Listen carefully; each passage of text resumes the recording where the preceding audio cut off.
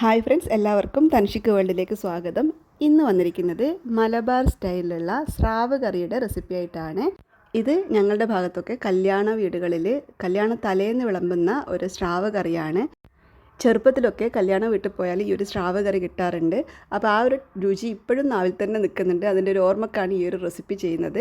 തീർച്ചയായിട്ടും ഒന്ന് ട്രൈ ചെയ്ത് നോക്കണം. നമ്മൾ പല രീതിയിലും സ്രാവ് കറി വെക്കാറുണ്ട്, എന്നാൽ ഈ ഒരു രീതിയിലൊന്ന് ട്രൈ ചെയ്ത് നോക്കണം. നല്ല രുചിയാണ്.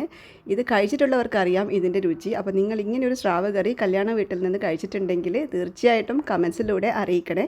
അതുപോലെ ഈ ഒരു വീഡിയോ നിങ്ങളുടെ പ്രിയപ്പെട്ടവർക്കൊക്കെ ഷെയർ ചെയ്യാനും ചാനൽ സബ്സ്ക്രൈബ് ചെയ്ത് സപ്പോർട്ട് ചെയ്യാനും മറക്കരുത്. നമുക്ക് വീഡിയോയിലോട്ട് പോകാം. ഇതിനായിട്ട് ഞാനിവിടെ ഏകദേശം 250 ഗ്രാമോളം സ്രാവ് എടുത്തിട്ടുണ്ട്. അത് നല്ലതുപോലെ വാഷ് ചെയ്തതിന് ശേഷം ഇനി ഒന്ന് മാരിനേറ്റ് ചെയ്ത് വെക്കണം. അതിനായിട്ട് ഇതിലേക്ക് 1/4 ടീസ്പൂൺ മഞ്ഞൾപ്പൊടിയും 1 ടീസ്പൂൺ മുളക് പൊടിയും കുറച്ച് ഉപ്പും ചേർത്തിട്ട് നന്നായിട്ടൊന്ന് മാരിനേറ്റ് ചെയ്യാം. എന്നിട്ട് മിനിമം ഒരു അരമണിക്കൂറെങ്കിലും ഒന്ന് അടച്ച് മാറ്റി വെക്കാം. ആ ഒരു സമയം കൊണ്ട് നമുക്ക് ഇതിലേക്ക് ആവശ്യമായിട്ടുള്ള തേങ്ങ ഒന്ന് അരച്ചെടുക്കണം. ഞാനിവിടെ 1 കപ്പ് തേങ്ങയാണ് എടുത്തിട്ടുള്ളത്. നല്ല ഫ്രഷ് ആയിട്ടുള്ള തേങ്ങ എടുക്കാൻ ശ്രദ്ധിക്കണം. അത് നമുക്ക് മിക്സിയുടെ ജാറിലോട്ട് ഇട്ട് കൊടുക്കാം. ഇനി ഇതിലേക്ക് 1/4 ടീസ്പൂണോളം മഞ്ഞൾപ്പൊടിയും കുറച്ച് വെള്ളവും ചേർത്തിട്ട് നല്ലതുപോലെ ഒന്ന് അരച്ചെടുക്കണം. നല്ല പേസ്റ്റ് പോലെ വേണം അരച്ചെടുക്കാനായിട്ട്. അങ്ങനെ ഞാനിപ്പോൾ ഇതിവിടെ നന്നായിട്ട് തന്നെ അരച്ചെടുത്തിട്ടുണ്ട്. ഇതിവിടെ മാറ്റി വെക്കാം. അടുത്തതായിട്ട് നമുക്കിതിലേക്ക് ആവശ്യമായിട്ടുള്ള പുളി ഒന്ന് കുതിർത്ത് വെക്കാം. ഞാനിവിടെ ഒരു ചെറുനാരങ്ങയുടെ വലുപ്പത്തിലുള്ള പുളിയാണ് എടുത്തിട്ടുള്ളത്. അത് കുറച്ച് വെള്ളം ഒഴിച്ചിട്ട് ഒന്നിങ്ങനെ ഞരടിയിട്ട് ഇവിടെ കുതിരാനായിട്ട് മാറ്റി വെക്കാം. അടുത്തതായിട്ട് ഒരു മൺചട്ടി എടുത്തിട്ട് അതിലേക്ക് 2 ചെറിയ തക്കാളി കട്ട് ചെയ്ത് ചേർത്ത് കൊടുക്കാം.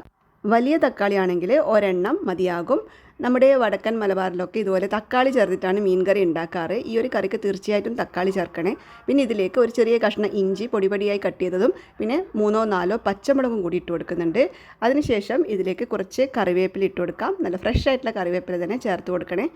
ഇനി ഇതിലേക്ക് ചേർക്കുന്നതാണ് ഇതിൻ്റെ മെയിൻ ഇൻഗ്രീഡിയൻ്റ് എന്ന് പറയുന്നത്, അതായത് ഉലുവയാണ്. 1/2 ടീസ്പൂൺ ഉലുവയാണ് ഞാൻ ചേർത്ത് കൊടുത്തിട്ടുള്ളത്. ഉലുവ വറുക്കൊന്നും വേണ്ട, അങ്ങനെ തന്നെ ചേർത്ത് കൊടുത്താൽ മതി. ഇനി ഇതിലേക്ക് കുതിർത്ത് വെച്ചിരിക്കുന്ന പുളി ചേർത്ത് കൊടുക്കണം. നന്നായിട്ട് ഇതുപോലെ പിഴിഞ്ഞിട്ട് കുരുവൊന്നും ഇല്ലാതെ കൈവച്ചിട്ട് ഇതുപോലെ പുളിവെള്ളം മാത്രം ചേർത്ത് കൊടുക്കാം.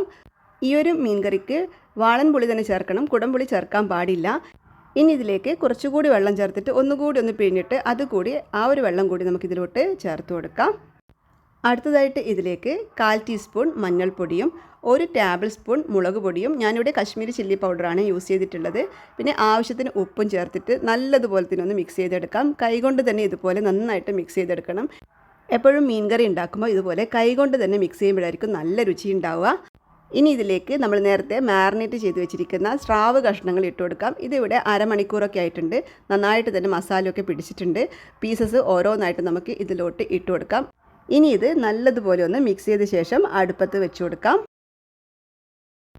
ഹൈ ഫ്ലെയിമിലിട്ടിട്ട് വേണം ഇത് കുക്ക് ചെയ്തെടുക്കാനായിട്ട്. അടച്ച് വെച്ചിട്ട് 5 മുതൽ 10 മിനിറ്റ് വരെ ഹൈ ഫ്ലെയിമിലിട്ടിട്ടൊന്ന് കുക്ക് ചെയ്തെടുക്കാം. ഇത് നല്ലതുപോലെ തിളച്ചിട്ട് തക്കാളിയൊക്കെ ഒന്ന് വെന്ത് വരുന്ന ആ ഒരു സമയം വരെ വേണം ഇത് കുക്ക് ചെയ്തെടുക്കാനായിട്ട്. അങ്ങനെ ഇതിപ്പോൾ കണ്ടല്ലോ, തക്കാളിയൊക്കെ നല്ലതുപോലെ തന്നെ വെന്ത് ഉടഞ്ഞ് കിട്ടിയിട്ടുണ്ട്. ഈ ഒരു സമയത്ത് വേണം നമ്മൾ ഇതിലോട്ട് തേങ്ങ ചേർത്ത് കൊടുക്കാനായിട്ട്. ഇനി ഇതിലേക്ക് നമ്മൾ അരച്ച് മാറ്റി വെച്ചിരിക്കുന്ന തേങ്ങ ചേർത്ത് കൊടുക്കാം. തേങ്ങ ചേർത്ത് കൊടുത്ത ശേഷം അതേ മിക്സിയുടെ ജാറിലോട്ട് തന്നെ കുറച്ചുകൂടി വെള്ളം ചേർത്തിട്ട് അതുകൂടി ഇതിലോട്ട് ഒഴിച്ചു കൊടുക്കാം.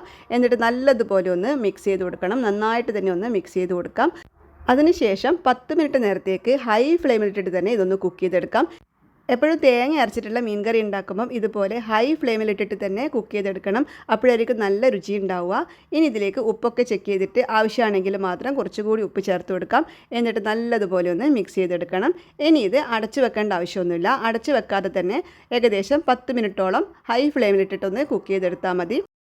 അങ്ങനെ ഇതിപ്പോൾ ഇവിടെ നല്ലതുപോലെ തന്നെ തിളച്ച് തുടങ്ങിയിട്ടുണ്ട്. ഇനി ഒന്നുകൂടി ഒന്ന് കുറുകി വരണം.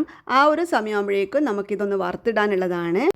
കല്യാണ വീട്ടിൽ കിട്ടുന്ന ഈ ഒരു ടൈപ്പ് സ്രാവ് കറി എപ്പോഴും നല്ല കുറുകിയ ചാറോട് കൂടിയിട്ടായിരിക്കും കിട്ടുന്നത്. അതുകൊണ്ട് ഇതൊന്നുകൂടി ഒന്ന് കുറുകി വരട്ടെ. ആ ഒരു സമയമാകുമ്പോൾ നമുക്കിതിലേക്ക് വറുത്തിടാം. അപ്പോൾ ഇത് കണ്ടല്ലോ, ഇതൊന്നുകൂടി നല്ലതുപോലെ കുറുകി വന്നിട്ടുണ്ട്. പാകത്തിന് തന്നെ ആയി കിട്ടിയിട്ടുണ്ട്. ഇനി നമുക്കിതൊന്ന് വറുത്തിടാം. ഇത് വറുത്തിടാനായിട്ട് എപ്പോഴും വെളിച്ചെണ്ണ തന്നെ യൂസ് ചെയ്യണം. അങ്ങനെ ഞാനിവിടെ ഒരു 2 ടേബിൾ സ്പൂൺ വെളിച്ചെണ്ണ ചൂടാവാനായിട്ട് വെച്ചിട്ടുണ്ട്. ഇനി വെളിച്ചെണ്ണയിലോട്ട് 1/2 ടീസ്പൂൺ ഉലുവയും 1/2 ടീസ്പൂൺ കടുകും ചേർത്തിട്ട് ഒന്ന് പൊട്ടിച്ചെടുക്കാം. അതോടൊപ്പം തന്നെ കുറച്ച് ഫ്രഷ് ആയിട്ടുള്ള കറിവേപ്പില കൂടി ചേർത്ത് കൊടുക്കുന്നുണ്ട്. ഇനി ഇതെല്ലാം കൂടി നമുക്ക് കറിയിലോട്ട് ചേർത്ത് കൊടുക്കാം. അതിനുശേഷം നല്ലതുപോലെ ഒന്ന് മിക്സ് ചെയ്ത് കൊടുക്കാം. എന്നിട്ട് 1-2 മിനിറ്റ് നേരത്തേക്ക് കൂടി ഒന്ന് തിളപ്പിച്ചെടുത്താൽ മതി. അടിപൊളി രുചിയിലുള്ള സ്രാവ് കറി തയ്യാറായിട്ടുണ്ട്. ഇത് സ്റ്റൗ ഓഫ് ചെയ്തിട്ട് അപ്പോൾ തന്നെ അടുപ്പിൽ നിന്ന് മാറ്റി വെക്കണം. ഇല്ലെങ്കിൽ സ്റ്റൗവിൻ്റെ ചൂട് കൊണ്ട് വല്ലാതെ അങ്ങ് കുറുകിപ്പോകും. ഇതിവിടെ പാകത്തിന് തന്നെ ആയി കിട്ടിയിട്ടുണ്ട്. ഇനി ഞാൻ സ്റ്റൗ ഓഫ് ചെയ്തിട്ട് ഇത് അടുപ്പിൽ നിന്ന് മാറ്റി വെക്കാം. ഈ ഒരു കറി ഇങ്ങനെ കാണുമ്പോൾ തന്നെ നിങ്ങൾക്ക് മനസ്സിലാകുന്നുണ്ടാകും എത്രത്തോളം രുചികരാന്നുള്ളത്. ഈ ഒരു കറി മാത്രം മതി നമുക്ക് ചോറുണ്ണാനായിട്ട്. അങ്ങനെ ഞാനിതാ ഇതിവിടെ അടുപ്പിൽ നിന്ന് മാറ്റി വെച്ചിട്ടുണ്ട്. നല്ല രുചികരമായിട്ടുള്ള സ്രാവ് കറിയാണ്. ഈ ഒരു കറി മാത്രം മതി ചോറുണ്ണാനായിട്ട്. എല്ലാവരും തീർച്ചയായിട്ടും ഒന്ന് ട്രൈ ചെയ്ത് നോക്കണേ. ഈ ഒരു രീതിയിൽ സ്രാവ് കറി തയ്യാറാക്കിയിട്ടില്ല എന്നാണെങ്കിൽ തീർച്ചയായിട്ടും ഒന്ന് ട്രൈ ചെയ്ത് നോക്കണം. അതുപോലെ ഈ ഒരു ടൈപ്പ് സ്രാവ് കറി കഴിച്ചിട്ടുള്ളവർ തീർച്ചയായിട്ടും കമൻസിലൂടെ അറിയിക്കണം. കല്യാണ വീട്ടിൽ കിട്ടുന്ന സ്രാവ് കറി കഴിച്ചിട്ടുള്ളവർ എന്തായാലും ഈ ഒരു കറി മിസ് ചെയ്യുന്നുണ്ടാവും. തീർച്ചയായിട്ടും ഇതുപോലെ ഒന്ന് തയ്യാറാക്കി നോക്കിക്കോളൂ. അപ്പോൾ ഈ ഒരു വീഡിയോ നിങ്ങൾക്ക് എല്ലാവർക്കും ഇഷ്ടപ്പെട്ട് കാണുമെന്ന് വിശ്വസിക്കുന്നു. റെസിപ്പി ഇഷ്ടമായെങ്കിൽ നിങ്ങളുടെ ഫ്രണ്ട്സിനും ഫാമിലിക്കൊക്കെ ഒന്ന് ഷെയർ ചെയ്ത് കൊടുക്കണേ. അതുപോലെ ലൈക്ക് ചെയ്യാനും കമൻറ്റ് ചെയ്യാനും ആരും മറക്കരുത്. ചാനൽ സബ്സ്ക്രൈബ് ചെയ്യാത്തവരാണെങ്കിൽ ചാനൽ സബ്സ്ക്രൈബ് ചെയ്തിട്ട് കൂടെ കാണുന്ന ബെല്ലൈക്കണിൽ ഓൾ എന്ന ഓപ്ഷൻ കൂടി ഒന്ന് എനാബിൾ ചെയ്തിട്ടുള്ളൂ. അങ്ങനെയാകുമ്പോൾ ഞാൻ അപ്ലോഡ് ചെയ്യുന്ന എല്ലാ വീഡിയോസിൻ്റെ നോട്ടിഫിക്കേഷൻസും നിങ്ങൾക്ക് ലഭിക്കുന്നതായിരിക്കും. അപ്പോൾ നമുക്ക് വീണ്ടും പുതിയൊരു വീഡിയോ ആയിട്ട് കാണാം.